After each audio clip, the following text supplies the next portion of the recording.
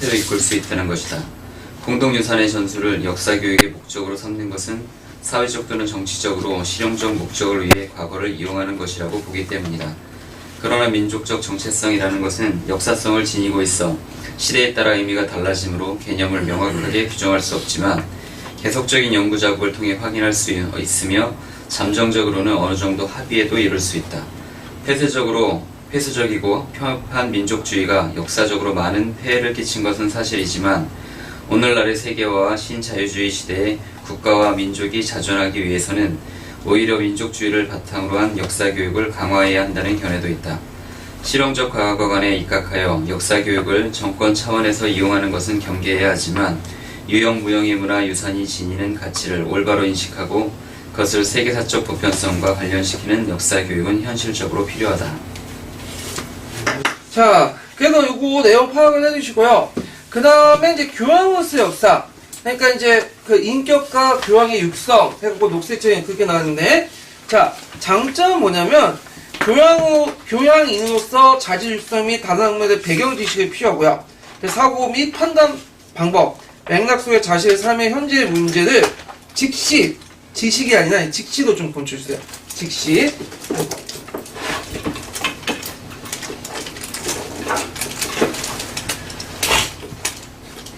자, 직시하는 방법을 육성하고요.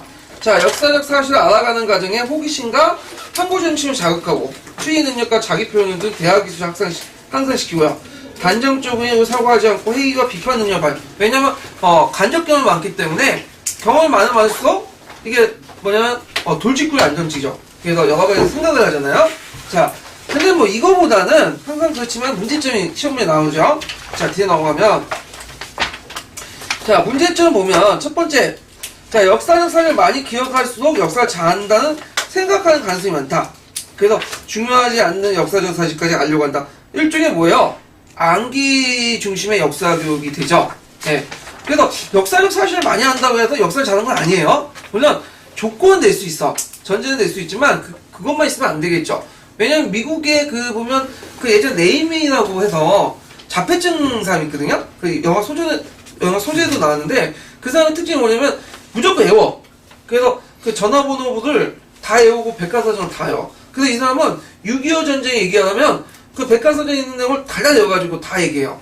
근데 이 사람이 역사 잘한다고 받아요?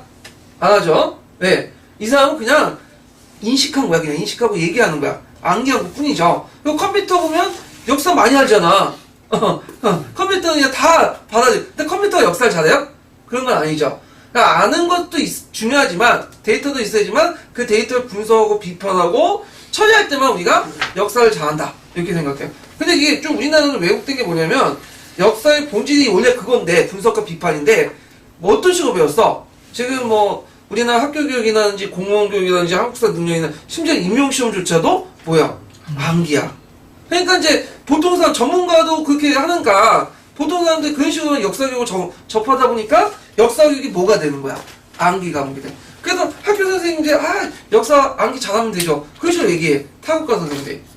그리고 역사를 교과를 선택하는 그러니까 교사를 지망하는 사람도 내가 학교 다닐 때는 참 암기를 잘했다 했기 때문에 역사를 지원하는 사람이 많아. 참 답답한 내용인데 또 그런 사람 또 많이 합격을 해요. 이상하게. 예. 그래서 이게 좀 문제가 있지만 여러분도 어쩔 수 없이 또 암기를 해야 돼. 합격하려면. 예. 자, 그 다음에 두 번째로는 뭐냐면 주제주의 교육관과 흥미 호기심에 충족이 눈물 수 있고 그러니까 뭐냐면 모든 주동제 소설과 문학을 통해서 역사를 습득하기 때문에 이게 이제 뭐냐면 역사 사실이나 허구를 혼돈하지 못하고 그 다음에 흥미나 호기심에 되게 충족하는 경향에 머물다는 거죠. 그래서 되게 역사를 뭘로 대중들이 접하냐면 역사를 좀 많이 한다는 사람 보면 문학이나 드라마 특히 소설책 있죠. 이 사람들 특징이 뭐냐면 사회경제에서는 잘 몰라. 너는 잘 알아. 정조와 그러니까 왕조사. 내 친구 수학 선생님이 있는데요. 그 수학 선생님이 역사를 되게 많이 하다. 뭘 많이 하냐면 사회경제에서는 몰라요. 뭐냐 조선시대 때 왕조 계보와 궁중 비극과 뭐 정성왕후가 몇 살 차이는 그런 거 되게 많이 알고 있어. 그래서 자기는 잘 안다고 얘기하는데 그리고 문제는 이 소설책에서 접하는 역사는 되게 야사들이 많거든요. 되게 잘못된 사실을, 역사도 아닌 사실을 잘못하는 경우가 있어. 예를 들어서 항우차사 역사예요? 그거 아니죠? 그 문학적 담론이고 서사야. 그 다음에 뭐 하여가 단신강? 그 역사 아니에요? 그게 잘못하고 있어. 예를 들어 패비 윤 씨가 성조의 얼굴 핥혔다. 그 핥혔다는 거는 정사에 안 나와 있어요. 어디서 맨날 드라마에 나오니까 사실처럼 이렇게 인식하는 그런 문제점이 있단 말이야. 그러니까 제대로 된 역사적 사실도 잘 모른다는 거죠. 이런 게. 자, 하여튼 그 다음에 이런 교양 역사는 되게 정치사 중심이기 때문에 어떤 특정인이 나오면 우리나라 구원하거나 우리 민족을 구원할 것이다.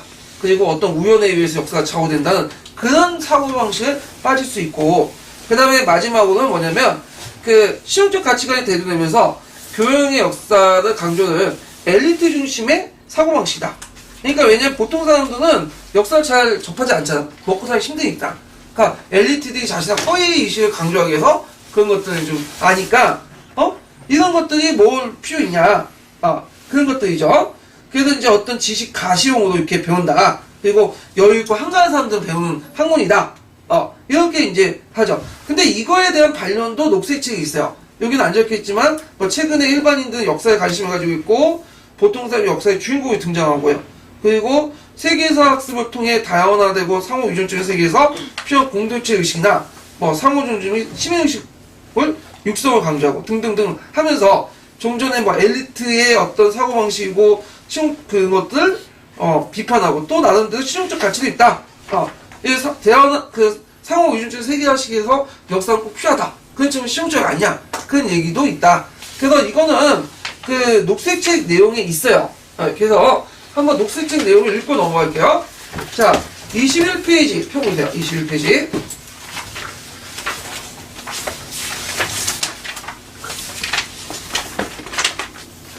자, 21페이지 보면 앞부분에 인격과 교양의 역사 해갖고 쭉 나와 있고요. 우리가 볼 것은 건너뛰고 그런데부터 읽어야죠. 네. 그런데부터 요 두 번째 단락은 뭐와 관련된 내용이에요? 비판적. 그러나 이 부분부터는 이 비판에 대한 재비판 관련된 건데, 공부하실 때 두 번째 단락과 세 번째 그러나 여기만 집중적으로 보시면 될 것 같아요. 자, 한번 읽어보죠. 요걸요. 그런데 최근 실용주의적 가치관이 대두하면서 역사가 가치 있고 교양인에게 필요한 학문이라는 인식은 엘리트주의이고 어리석은 것이라는 주장이 제기되었다. 이러한 주장에는 학교 교육이 실용적이어야 하는데 역사는 실용적인 것이 아니라 학술적인 것이므로 엘리트들이 자신의 지식을 과시하며 보존하는 수단일 뿐이라는 가정이 들어있다. 또한 역사는 여유있고 한가한 사람에게나 유용할 뿐 먹고 살고 바쁜 보통 사람에게는 무용지물이라는 생각도 등장하였다. 그러나 과거에는 역사가 지배층의 전유물이었지만 오늘날에는 일반인의 관심사이고 더 나아가 보통 사람이 역사의 주인공으로 등장하는 추세이므로 역사가 엘리트의 학문이라는 생각은 바뀌어야 한다. 비록 역사가 인간의 의식주와 직접 관련 있는 것은 아니지만 개인의 발달에 기여하고 가치 있는 삶에 이바지한다는 점에서 여전히 유용하다. 역사가 없다면 학교 교육은 빈약해지고 개인의 삶과 능력도 초라해질 것이다. 특히 세계사학습은 점차 다원화되고 상호의존적인 세계에서 필요한 공동체의식, 상호존중 및 시민의식을 길러주는 데 공헌할 수 있다. 그래서 이제 실용적 가치가 없다고 하지만 나름대로 뭘 할 수 있다는 거예요. 세계사 학습을 통해서 다원화되고 상호의존적인 세계에 필요한 공동체의식이나 시민의식을 길러주기 때문에 나름 실용적인 가치가 있다. 이걸 얘기하는 거예요. 그 앞부분에 대한 반론이죠. 자, 그 다음에 23페이지에는 역사의식과 역사적 사고의 항연인데 요게 지금 교재에는 없지만 요것도 포함돼요. 자, 역사의식과 역사사고는 뭐와 관련 건데요? 역사교육의 내재적 가치야. 원래 가지는 가치죠. 예. 근데 요 부분은, 읽어보시면 알겠지만, 앞에 있는 내용들을 그냥 추려놓은 거예요. 예. 그거 한번 읽어보시면 되고요. 이거는요. 자, 그 다음에 관련된 문제를 이제 풀어볼게요. 관련된 문제들. 자, 몇 페이지 보시냐면요.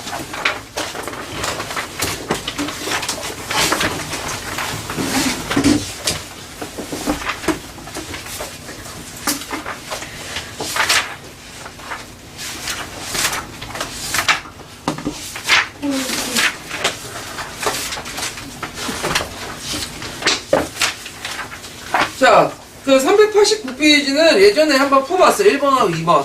그래서 세계사와 한국사를 연계시키자. 그 내용이고. 자, 3번을 보죠. 3번. 자, 다음은 밑줄친 기읒을 추구하는 역사교육의 문제점을 논하고 밑줄친 니은에 대한 포스트 모듬의 역사 이론의 논의를 서술하시오. 그리고 디귿 같은 역사 이해에 대한 제기할 수 있는 비판을 기술하시오. 이렇게 이제 그 2차 관련된 문제인데 최근에 이렇게 문제 안 나오죠? 네. 그렇지만 좀 중요한 포인트만 짚고 넘어갈게요. 일단 교노서 획득의 역사. 자, 이거는 파란 책하고 녹색 책에 있는 내용을 쓰시면 되겠죠. 그래갖고 이제 뭐 역사적 사건의 특징을 개별적으로 고를 수 있기 때문에 비슷한 사건에도 있지만 똑같은 사건을 대표하지 않는다. 또 과거 인근 행위는 단순히 선악 논리 판단이 문제점이 있다. 뭐 치자의 항목에 여길 수 있다. 한 5가지가 있거든요. 그 암기해서 쓰시고요. 그 다음에 여기에서 이제 포스트 모더니즘 입장에서 민족주의 역사 문제점인데 이것도 아까쯤에 얘기를 했어요. 제가 한 2가지 정도. 이건 어디에 있냐면 갈색 책에 있어. 갈색 책에 있는 내용이니까 좀 암기해주는데 최근에는 갈색 책에 있는 내용들이 안 나와요. 그리고 최근 추세가 뭐냐면 뭐 포스트 모더니즘 텍스트론 그 애매모호한 거 그리고 좀 체제 비판적인 내용들은 안 나와. 그걸 좀 감안해서 보셔야 돼요. 자, 그 다음에 감정이입 좀 문제점 해가지고 요것도 제가 남색 책에 있는 내용 있죠. 그래서 요거는 앞부분에 좀 설명한 건데 요것도 보세요. 그래서 감정이입 부분에 앞에 제가 정리를 해놨고 남색 책에도 한번 읽어보라고 찍어줬어요. 근데 요런 것도 문제가 좀 안 나와. 왜 안 나오냐면 딱 보시면 알겠지만 이제 답안 요게 그 내용 보시면 알겠지만 채점하기가 상당히 불편해. 그러니까 이제 요게 2차 때 나왔던 건 뭐냐면 2차 때는 몇 명 안 뽑았거든요. 합격자를 이제 그래서 1.5배수나 뭐 2배수 이렇게 뽑고 채점했잖아. 그러니까 채점 인원은 좀 투입해갖고 금방 채점할 수 있는데 지금 이런 문제 나왔다가는 일단 채점 인원이 늘어나겠죠. 노동 강도가 강하게 됐죠. 그러면 내겠어요? 안 내. 이런 식의 문제는요. 예. 그래서 이제 이런 것도 구조적인 문제도 좀 생각을 해보시고 공부해 두는 것도 좋을 것 같아요. 자, 그 다음에 4번을 보죠. 자, 이건 이제 01년 기출문제인데요. 이것도 마찬가지로 도덕적 규범으로서 역사교육을 갖는 문제점 해가지고 3가지 쓰는데 아까 치면 이제 교노스 역사 있죠? 그 내용을 쓰시면 돼요. 그 외에도 뭐 민족 공동체 역사의식을 강조하는 거 예전에 나왔는데 이건 다른 쪽에 문제가 있으니까 요거 이제 각자 나중에 때 풀어보기도 하고요. 그 다음에 이제 목적이 끝났어. 그 다음에 뭐가 나오죠? 목표가 나오죠. 목표. 예, 목표. 자, 목표는 이제 아까 얘기한 것처럼 어디에서 많이 나오냐면 그 지도안을 주어지고 이제 쓰는 문제들이 많이 나오는데 예전에 그 아주 예전 기출문제 때 콜단 파인지 목표 분류 관련된 부분들이 몇 문제 나왔어요. 근데 아마 최근에 안 나올 것 같아. 이게 왜냐면 채점하기가 좀 불편한 부분들이 많기 때문에 객관식 용어는 좀 적합한데 주관식 용어는 좀 적합하지 않아. 그래서 이제 안 나오는데 그럼 목적하고 목표의 차이가 뭘까요? 사전적 정의가. 그거 좀 약간 봐주실 필요가 있는데 자, 몇 페이지 펴보시냐면요.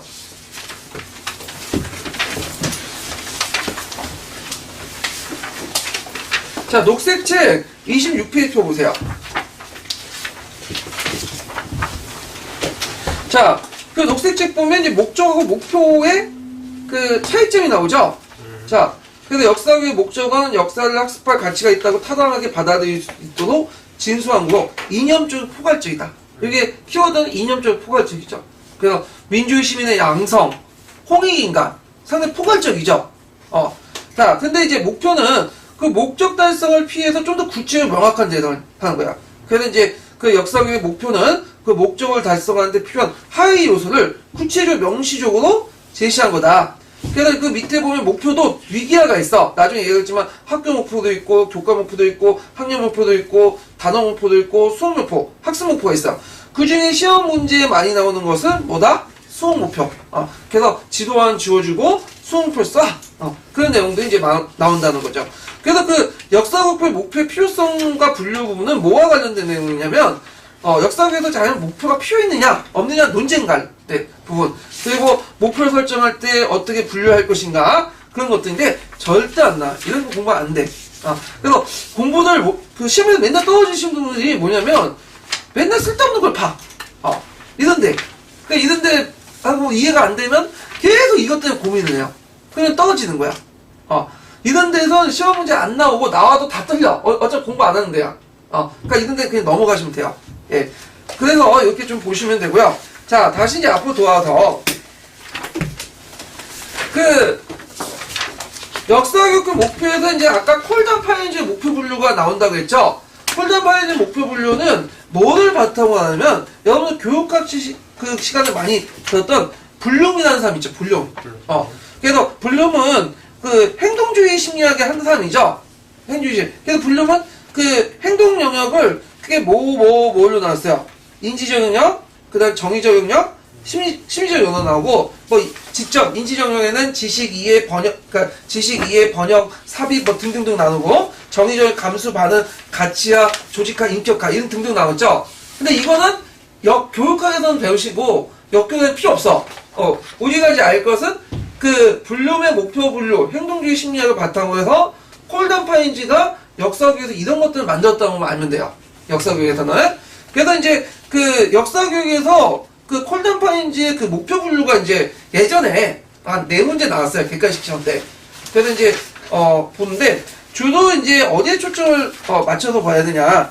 첫 번째로는 역사교육과 관련되어 있는 부분들 한번 찾아보세요. 4개로 크게 나눴죠? 4개 중에 어느 거와 어느 것이 역사교육과 관련된 부분일까요? 4개 중에. 첫 번째 교과의 특성. 두 번째 단락과 그 다음에 뭘까요? 세 번째 학습의 교육적 결과. 이게 역사교육과 관련된 부분이죠. 쭉. 그래서 역사교육만이 있는 그런 특징을 갖고 있는 거다. 교과의 특성과 학습의 교육적 결과. 그 다음에 두 번째로는 거기에 이제 기능과 능력을 보세요. 기능과 능력. 그래서 세 번째 분류 중에 목표 분류 중에 기능과 능력 있죠. 이거는 보통 일반적인 능력하고 비슷해. 일반 교과에도 이제 겹쳐 있는 건데, 다만 여기에서 이제 볼 게 뭐냐면, 일반 교과에는 없는 특별한 능력이 있어요. 두 가지가, 기능과 능력 중에. 그게 어딜까요? 하나가 외삽이죠. 외삽. 외삽. 자, 외삽은 우리식으로 따지면 보관이야. 보관, 삽입. 그래서 외삽은 이제 학문에서 두 가지에서 봤어요. 역사학과 천문학. 천문학은 왜 할까요? 우리가 블랙홀 봤어요? 못 봤죠? 블랙홀 왜 빛의 파장을 바탕으로 해서 블랙홀을 추론을 하죠. 그러니까 없는 단서를 몇 개 잡아가고 그걸 통해서 우리의 어떤 지식을 바탕으로 삽입해서 블랙홀이라는 형상들을 설명하잖아. 마찬가지로 그것도 있고 역사도 마찬가지야. 증거가 없을 때 증거를 없는 부분을 끌어내갖고 메꾸는 거. 이게 외삽 또는 삽입. 요 부분은 역사학의 특징적인 부분. 그러니까 외삽 부분만 좀 보세요. 외삽만. 예. 그래서 이제 이런 내용들 이제 보시면 되고, 그 다음에 잠깐 또 봐야 될 게 있는데, 네, 이런 것도 있고, 그 다음에 역사학습의 태도에서도 좀 볼게요. 자, 역사학습의 태도에 보면 이제 정의, 반응, 상상 이런 것들이 있는데, 좀 눈여겨 상상은 좀 봐주세요. 상상은 일반 교과도 필요하지만 역사 교과도 더 필요하죠. 이 상상 나오면 그 내용을 좀 보시면 특정한 시기와 관련된 이야기 만들기, 역사의 증거에 입각한 극적 형태로 감정과 행동을 표현하기. 자, 이거 뭐하고 관련된 거야? 추측, 역할극. 그래서 추측과 역할극 관련된 건 상상이다. 이렇게 이제 기억을 해두시면 돼요. 자, 그래서 이제 보통 역사학습 태도나 그 다음에 기능과 능력은 일반적 교과 능력하고 겹쳐있지만 그 안에서도 상상이라든지 외삽 같은 경우에는 역사학에서만 있는 독특한 특징을 갖고 있다. 이런 것도 좀 기억을 해두시면 되고요. 그 다음에 또 하나의 특징이 뭐냐면 이게 정의적 능력 영역하고 인지적 영역을 구분할 필요가 있어. 정의적 영역하고 인지적 영역을 구분할 필요가 있는데 정의적 영역은 어디와 어디에 해당할까요? 학습을 향한 태도, 그 다음에 학습의 교육적 결과. 학습을 향한 태도 첫 번째와 마지막. 그게 학습의 교육적 결과가 정의적 영역이죠. 그 다음에 두 번째는 뭐냐? 인지적 영역은 뭘까요? 교과의 특성과 기능과 능력. 그게 인지적 영역이죠. 그거 좀 구분해 주시고요. 그 다음에 또 이제 볼 게 뭐냐면 마지막으로 학습의 교육적 결과를 보세요. 자, 학습의 교육적 결과 보면 역사 교육의 궁극적 목표가 올바른 역사인식, 올바른 역사적 인식 및 합리성을 판단 능력 배양한 거다. 그래서 거기에 통찰, 가치에 대한 지식, 합리적 판단 있죠? 그래서 그 통찰과 가치에 대한 지식, 합리적 판단, 그 내용을 파악을 해주세요. 그래서 통찰은 자신의 문화에서 정상적으로 수용하기 어려운 행동을 공감적으로 말하기, 그 다음에 다른 신념, 문화, 위견, 간념들을 받아들이기, 변화를 인간 세계의 정상적이고 계속적인 부분을 이해하기. 또 뭐하고 비슷해요? 맥락적 감정이 나오죠. 그래서 만약에 이런 내용이 나오고 그게 학습의 교육적 결과에 어디에 해당하냐? 그러면 뭐라고 써야 되겠어요? 통찰 써야 되겠죠. 네, 통찰. 그래서 그 내용도 좀 기억을 해주시면 될 것 같고, 나머지는 각자 봐두세요. 자, 그러면 관련된 기출 문제를 보죠. 제가 아까쯤에 언급했던 것도 다 기출하고 연관되어서 일단 분석해서 한 건데, 자, 여기 보면 이제 그 첫 번째 문제가 뭐냐 하면, 자, 보기는 콜던 파인즈가 제시한 역사 독과 목표 분류이다. 자, 정의적 행동 목표를 제시한 부분을 바르게 고른 것은 이렇게 있는데, 자, 역사학습, 아까 이제 정의적 행동 목표와 인지적 행동 목표 분류해라 했죠? 그러면 역사학습 태도와 학습의 교육적 성과 두 개 쓰시면 되겠죠? 기획과 니은. 그러면 인지적인 건 뭘까요? 교과의 본질과 기능과 능력. 여기 보시면 되고, 자, 6번을 보죠. 자, 6번을 보면 다음은 콜던 파인즈가 역사학습을 위한 교과 목표에서 제시한 학습 목표 A다. 이것들이 모두 속하는 목표 영역은, 자, 역사적 사건을 사람과 관련시켜 묘사한다. 그리고 인간의 경험과 역사적 증거에 따라 감정 행위의 극적인 형태를 표현하고, 한 인물이 당대의 문제에 대해서 지니고 있던 관점을 단언하여 그림과 동일시한. 자, 극적인 형태, 감정이 나오면 뭐예요? 상상이라고 했죠? 아까 읽은 것처럼. 자, 그 다음에 마지막 문제 보면요. 자, 콜던 파인즈가 제시한 역사학습 교육적 효과, 교육적 결과가 아닌 것은, 자, 세 가지 하위 목록 있죠? 통찰력, 가치 지식, 합리 판단. 가상 연합적 사고는 아니죠? 네. 그래서 세 가지 외워두세요. 그래서 콜던 파인즈가 제시한 역사교육 교육적 효과 세 가지 쓰시오 하면 통찰력, 가치에 대한 합리적 판단. 그래서 아까쯤에 이제 보라고 하는 부분들은 이렇게 그 예전에 기출문제에 나왔던 것들을 이제 보라고 한 거예요. 예. 그래서 이런 것들 파악을 해두시면 되고요. 그 콜던 파인즈의 목표 분류는 파란 책에 잘 나와 있어요. 파란 책에. 예. 자, 그 다음에 1071페이지 보죠.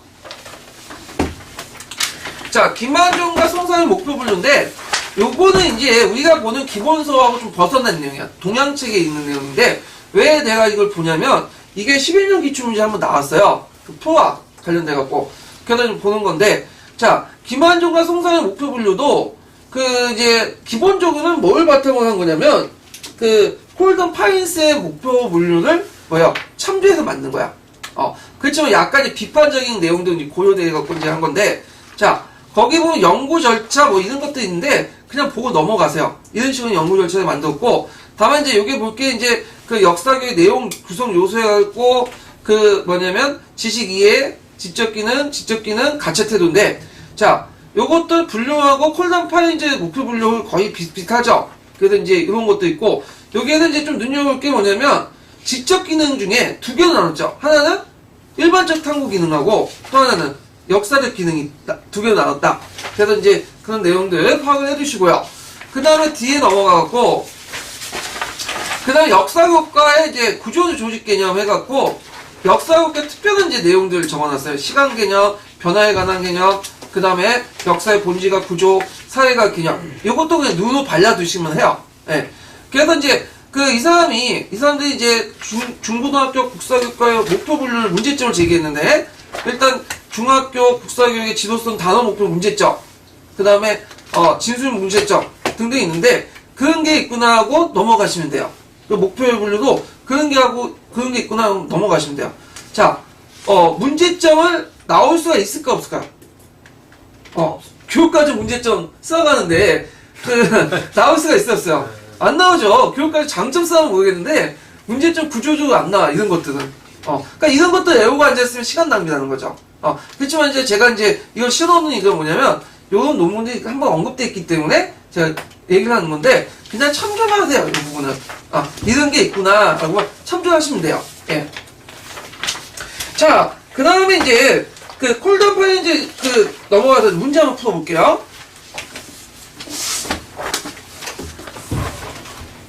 시뮬레이션 기출문제인데요.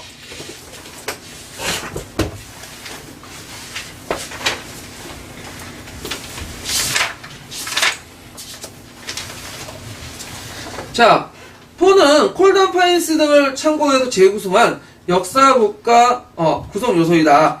자, 이 포를 바탕으로 그 영역법 국사교육을 절차에 제시한 것을 보기에서 모두 공모서는 김한중 씨가 이제 송상현 씨와 같이 만든 건데, 자, 지식과 이해. 자, 지식이라는 개념은 뭐죠? 일단 여러분들 이제 교육학 지식을 동원해보세요, 여기서. 학생들이 교육과정에 경험한 아이디어나 그 현상을 기억, 재생, 재인하는 능력. 이게 교육학에서 말하는 지식이라는 거야. 그러니까 외워주시지 말고 그냥 참고해서 들어보시고. 자, 이해라는 것은 뭐냐면 학생들이 의사전달을 받게 되는, 의사전달을 이제 하는 과정에서 내용을 갖게 되는 거기에 포함된 자료나 아이디어를 이용할 수 있는 내용. 이것들을 이제 지식 이해라고 해요. 그래서 거기에 역사적 사실인데, 역사적 사실이라는 것은 인명, 지역, 뭐 이런 것들은 이제 역사적 사실이라고. 용어 개념은 그 당시 이제 용어 개념은 뭐 민족주의, 자유주의 이런 것도 있고 내포와 뭐 사례 이렇게 구성되어 있죠. 자, 그 다음에 일반적 탐구 기능에서 지적 기능에서 분석 종합이 있는데, 분석은 얽혀있고 복잡한 것을 풀어서 설명하는 거야. 종합이라는 것은 상당히 뭐냐면 다른 것과 연관시켜갖고 전반적으로 보는 거고요. 그 다음에 역사적 기능에서 역사과만 다루는 기능이죠. 그래서 연대 기능, 그 다음에 감정, 별로 설명 안 해도 알겠죠, 이 부분은요. 그 다음 가치와 태도는 이제 역사학습의 태도와 결과인데, 블룸의 목표 설정 부분에서 어디에 영역에 속하죠? 정의적 영역에 속하죠. 그래서 이게 나눴어. 그럼 이제 문제 풀어볼게요. 자, 기억은 A. 백범일지를 읽고 대한민국 임시정부의 시절 김구의 역할을 평가할 수 있다. 자, 여기에서 A가 지식과 이해죠. 평가라는 것은 뭐예요? 지식과 이해나 기능 영역에 속해. 판단과 평가. 지식과 이해는 단순히 아는 거, 그 다음에 이거를 아이들이 이용할 수 있는 영역이고, 이거는 지식 기능에 속해요. 평가 부분은. 그 다음에 비릇을 보면 한말 계몽단체 발간의 해보드를 읽고 그 내용을 비교 검토할 수 있다. 자, 발간의 해보드의 자료를 수집해서 비교 검토를 통해서 그 내용 속의 원리를 축소하고 증거 내의 평등과 관점을 찾아낼 수 있고, 이런 것들은 무슨 작업에 속하죠? 분석 작업에 속하는 거죠. 네. 그 다음에 이제 C는 개혁파와 척사파의 주장하는데 자신이 지지하는 입장뿐만 아니라 그 반대편의 입장에서 생각해본다. 자, 뭐와 관련된 거야? 나와 다른 사람, 감정이과 관련된 거죠. 네. 맥락적 감정에 속하는 거죠. 그 다음에 D는 고구려, 백제, 신라, 불상대의 특징을 분류하고 표로 작성할 수 있다. 자, 이거는 특징을 표로 작성한다. 자, 이게 이제 키워드인데, 보통 이것을 뭐냐면 번역이라고 해요. 번역. 전환하는 거죠. 그래서 A 형태가 있으면 B 형태가 전환되는 거. 그래서 보통 번역을 한국어를 영어로 번역한다든지, 한국어 일본어 번역. 이게 번역도 속하지만, 교육학, 불륜에서 말하는 번역이라는 것은, 교육학 시간에도 다 여러분들 알다시피, 어떤 A라는 형태를 B라는 형태로 만든 거야. 그래서 A가 텍스트로 구성되는데, 이 텍스트 내용을 표로 만들면, 이것도 교육학에서 뭐가 되는 거야? 번역이 되는 거야. 이해 영역에 속하죠. 그러니까, 틀리죠? 그래서, 요걸 풀려면, 역교론적 지식도 있어야 되겠지만, 뭐도 필요하냐면, 교육학적 지식도 필요해. 근데 이런 문제는 제 생각에 안 나올 것 같아. 이거 논문 관련된 문제인데, 최근에는 논문 관련 문제가 거의 안 나와. 그렇기 때문에 안 나오고, 이것도 객관식으로 만든다는 것도 좀 주관식으로 만든다는 것도 어려운 부분이에요. 네, 그냥 그런 게 있구나 하고 넘어가시면 돼요. 이런 것들은. 그래서, 문제를 분석하다 보면, 객관식 문제도 주관식으로 전환될 수가 있는 부분이 많아요. 근데, 보면, 도저히 전환될 수 없는 부분, 또 내가 꼭 단지 틀릴 수 있는 부분들은 되게 안 내리다고, 이런 것들은. 그래서 좀 약간 객관식 분석을 할 때도 이걸 좀 주관식으로 전환될 수 있는가, 없는가를 좀 판단하고 문제를 푸시는 것도 괜찮을 것 같아요. 자, 그래서 이제 이거 있고요. 좀 쉬었다가, 다음 부분 넘어갈게요. 예. 꺼주세요.